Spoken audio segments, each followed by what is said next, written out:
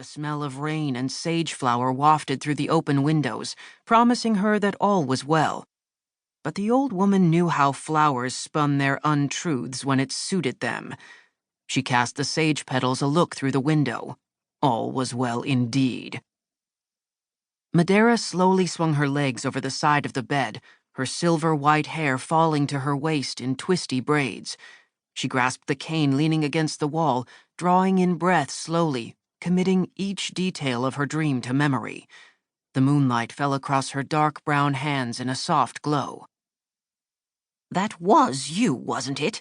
she asked the rising wisp of violet smoke hovering over her nightstand.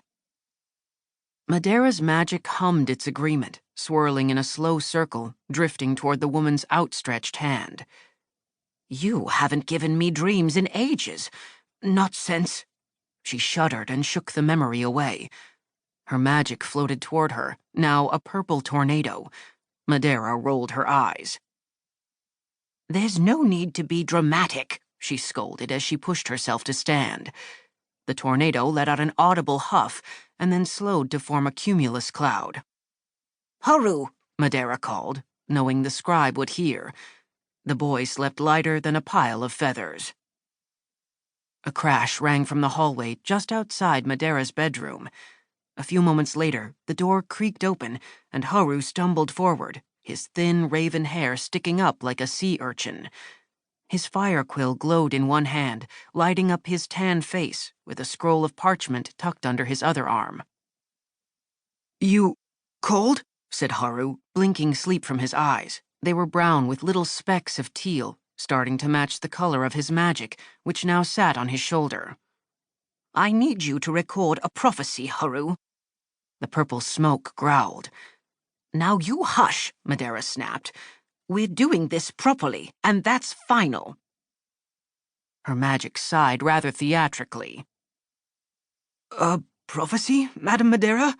Haru repeated, his eyes stealing a hesitant glance at the purple smoke. Still a new scribe, Haru Tanaka was eager to prove himself.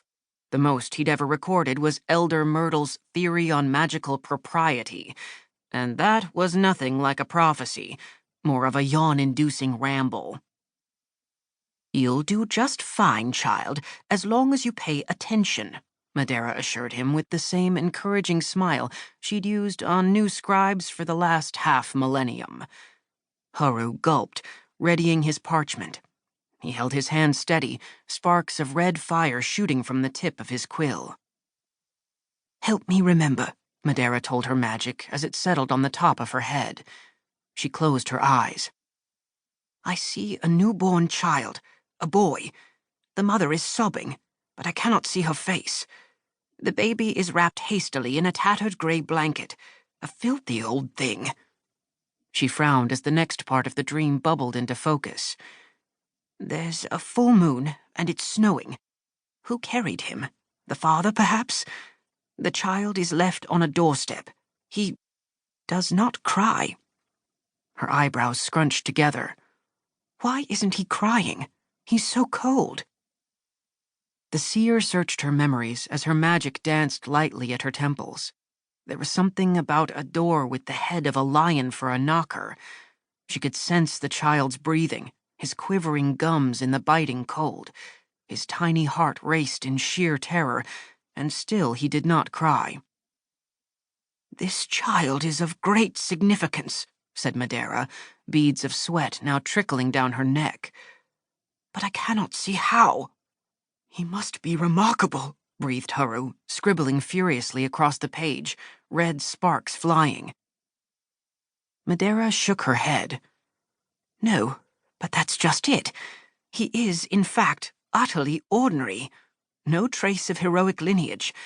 And when I try to see his future, there is only vast nothingness." Her frown deepened as she searched for more.